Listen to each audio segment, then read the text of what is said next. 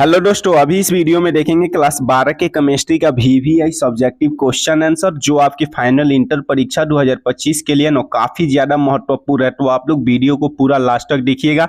आपके एग्जाम में जितने प्रश्न आएंगे सभी प्रश्न यहीं से रहेंगे। तो इसके पहले हम 18 को क्वेश्चन कंप्लीट करवा दिए हैं, तो उसका लिंक हम डिस्क्रिप्शन बॉक्स में दे देंगे, वहां से आप लोग जाकर वीडियो को पूरा देख लीजिएगा। और इसमें हम क्वेश्चन नंबर 19 के आगे क्वेश्चन को कराएंगे। तो क्वेश्चन नंबर 19 आप लोग देखिएगा ना।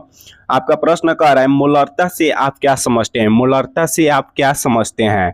तो इसका आंसर होगा 1 लीटर बिलियन में घुले हुए विलय की कुल संख्या को मोलरता कहते हैं। 1 लीटर बिलियन में घुले हुए विलय की कुल संख्या को मोलरता कहते हैं।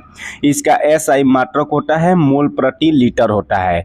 देखिए 1 लीटर बिलियन में घुले हुए विलय की कुल संख्या को मोलरता कहते हैं। इसका SI मात्रक क्या होता है, मोल प्रति लीटर होता है। तो आपके एग्जाम में ऑब्जेक्टिव में क्वेश्चन बहुत बार पूछा है मोलरता का SI मात्रक क्या होता है। तो मोलरता का SI मात्रक होता है मोल प्रति लीटर होता है। अगला क्वेश्चन देखिएगा ना, क्वेश्चन नंबर 20 कह रहा है मोलरता से आप क्या समझते हैं।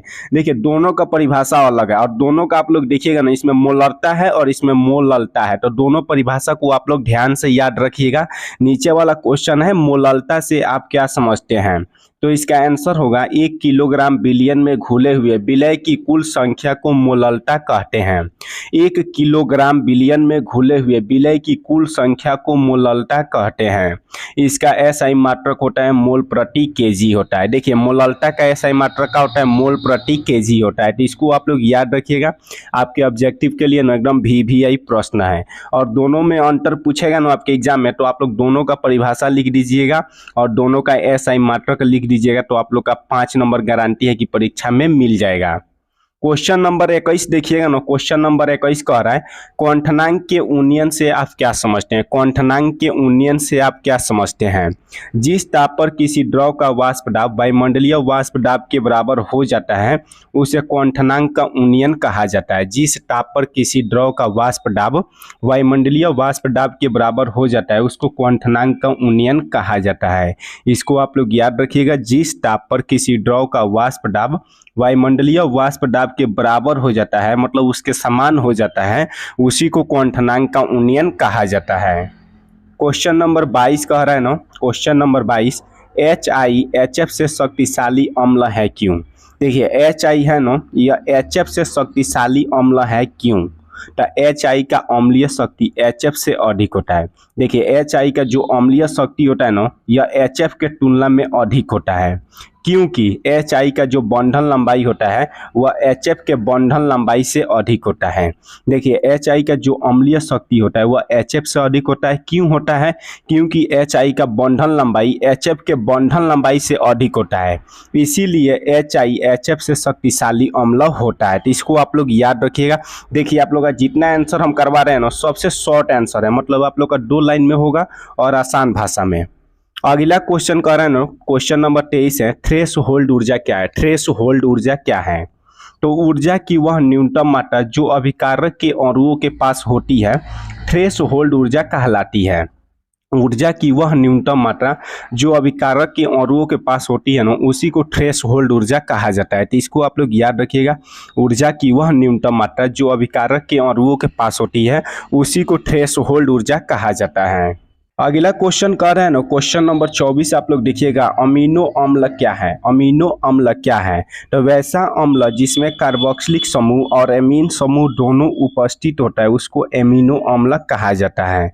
वैसा अम्ल जिसमें कार्बोक्सिलिक समूह और एमीन समूह दोनों उपस्थित होता है उसको एमिनो अम्ल कहा जाता है। जैसे में आप लोग देखिएगा CH3COOH, तो इसमें आप लोग का कार्बोक्सिलिक समूह उपस्थित है। कार्बोक्सिलिक समूह किसको कहते हैं, तो COOH को कार्बोक्सिलिक समूह कहते हैं।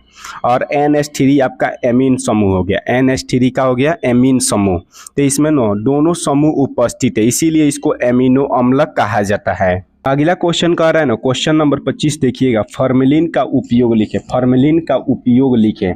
तो इसका उपयोग निम्नलिखित है। फॉर्मेलिन का उपयोग निम्नलिखित है। पहला लिखिएगा इसका उपयोग रंग या प्लास्टिक बनाने में किया जाता है। फॉर्मेलिन का उपयोग रंग या प्लास्टिक बनाने में किया जाता है। दूसरा आप लोग लिखिएगा तो इसका उपयोग मृत जीव तथा पौधे के परिरक्षण में किया जाता है। इसका उपयोग मृत जीव तथा पौधे के परिरक्षण में किया जाता है।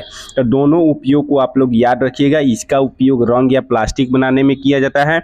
उसके बाद लिखिएगा इसका उपयोग मृत जीव तथा पौधे के परिरक्षण में किया जाता है। आपके एग्जाम में क्वेश्चन बहुत बार पूछा है, तो इसको आप लोग याद रखिएगा।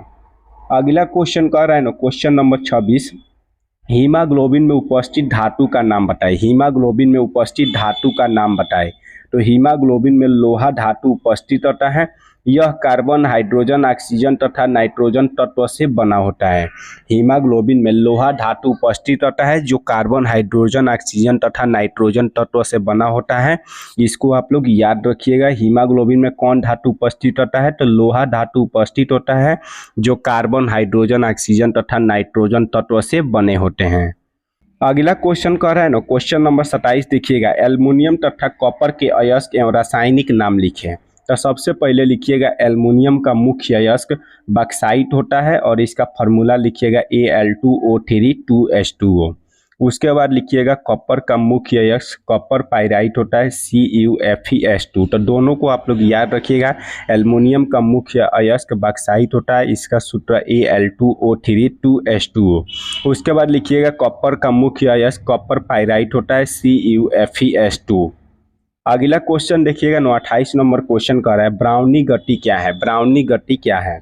जब कोलाइडी विलयन का निरीक्षण किया जाता है तो कोलाइडी कण टेढ़ी मेढ़ी रास्ते में गमन करती है, इसी को ब्राउनी गति कहा जाता है।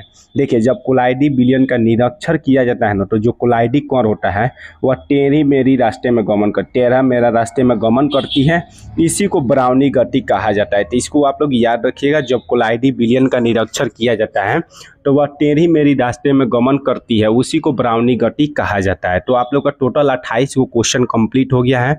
और इसके पहले हम जितना 27 को क्वेश्चन यानी 28 को क्वेश्चन के पहले जितना क्वेश्चन का वीडियो बना के डाले हैं उसका लिंक हम डिस्क्रिप्शन बॉक्स में दे देंगे। वहाँ से आप लोग जाकर वीडियो को पूरा देख लीजिएगा और चैनल को आप लोग अभी सब्सक्राइब कर दीजिएगा और वीडियो को आप लोग ज़्यादा से ज़्यादा शेयर कीजिएगा।